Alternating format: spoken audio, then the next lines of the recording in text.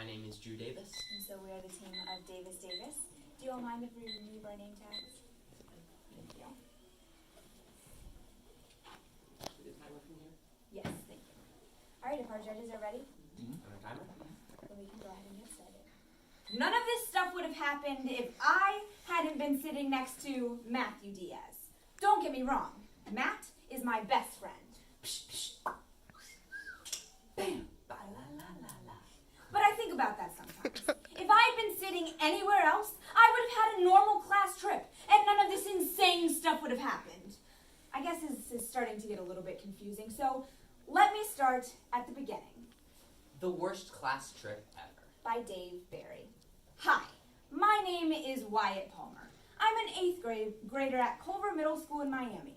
The class trip was for the 8th grade civics classes. Every year they go to Washington, D.C. Mr. Bardo is my civics teacher. He's a good enough guy, but he forgets stuff.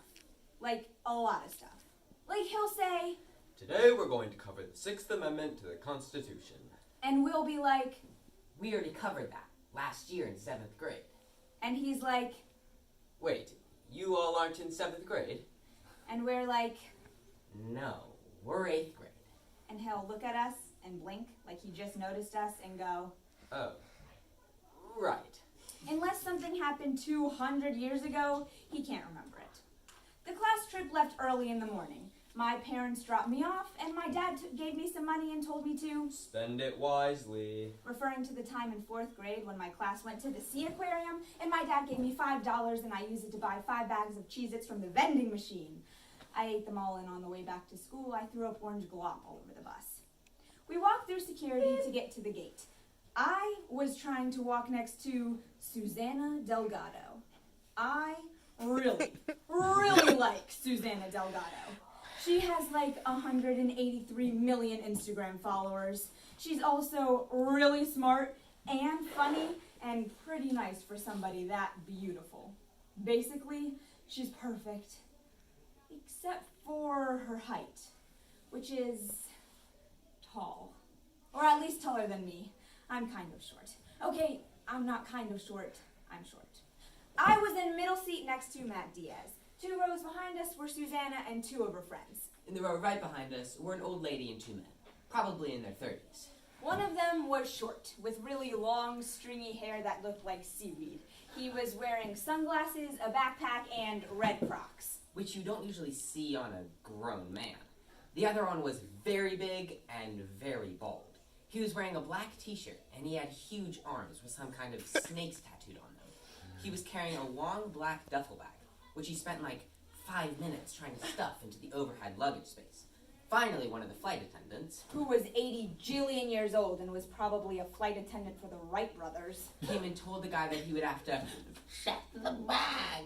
No, it will fit! He pushed the bag really hard and got it to go in. He looked like the type of guy you did not want to get any more upset than he already was. Which is exactly what Matt proceeded to do. What do you think he has in the bag? A missile? Will you shut up? We looked back, and the big guy was leaning over, glaring at me for like 10 seconds. Just leaning over us and staring. We stayed quiet during the safety lecture, where they show you how to fasten your seatbelt and tell you that your seat cushion floats. Which I'm sure would be extremely helpful if the plane actually crashed into the ocean at 500 miles an hour. I eventually stopped thinking about the 2 weird guys and moved on to more serious matters. How to talk to Susanna Delgado. My idea was simple. Ding! Pretend I had to go to the bathroom, and then when I walked past her, I'd say some funny thing and she'd start laughing. And then we'd start having a conversation, which would be good because I would be standing in the aisle, and so she'd be shorter. Finally, I came up with a joke. Do you know where the emergency exit is? Why are you looking for the emergency exit? I just need some fresh air. Okay, I'm not saying this was hilarious. That wasn't even funny in the slightest. I'm saying this was the best I could do under the circumstances. I blame it on the altitude sickness. We finally got to the altitude where you can walk around, so I got up and made my way to the back of the plane. But he was so focused on Susanna that he didn't see the guy across the aisle had his legs sticking out. What happened next was the kind of horrible, embarrassing failure that your brain memorizes every single detail of so it can play it over and over and torture you for the rest of your life. This is how it went. Me too, Susanna, pretending I'm just making this up as I pass by. Hey, do you know where the— Wham! Sound of Wyatt tripping and falling on his face in the aisle. Oh my gosh, Wyatt, are you okay? Me getting up trying to look like nothing happened. I'm fine. Are you sure? Me thinking for some moronic reason that I should still do my moronic rehearsed joke. I was just wondering if you knew where the emergency exit was. 80-jillion-year-old flight attendant coming down the aisle to see why he fell. What's going on here? Nothing. I fell down. Why are you looking for the emergency exit? What about the emergency exit? Me, reaching new heights of being a moron. I did? I want you to return to your seat right this instant. What was that all about? Shut up. Listen, the guys behind us were watching you. Great. No, listen, while they were watching you, I got a good look at what they were looking at. Get this, they're looking at aerial photographs. So? They're aerial photographs of the White House. Are you sure? There could be a simple explanation for this. Like what? Like, I don't know, they're tourists, and they're going to be walking around that area, so they want to see what's around the White House from the air. Tourists use maps. Okay, so what do you think they're doing? Add it up. Psh, there's two weird guys, both carrying things that they're acting all weird about. Psh, right? Right. And now they're looking at an aerial photograph of the White House, right? Right. Now think about it. What does this airplane practically fly right over when we get to Washington? The White House. Oh, man. Yeah, and you laughed when I said they had a missile. But they can't have a missile. They got through airport security. Did you see those airport security people? I think you could drive a tank past them, as long as it didn't contain any liquids. No, seriously. There's no way Maybe it's some kind of other weapon. Something that has two parts, and it's only dangerous when you put them together. Think! One piece is in each of their bags. When we get near Washington, they put the pieces together and there you go. Something bad. Like what? Like something to blow up the plane, or some kind of high-tech gun, or something they use to smash through the cockpit door. I don't know what it is, but it's something.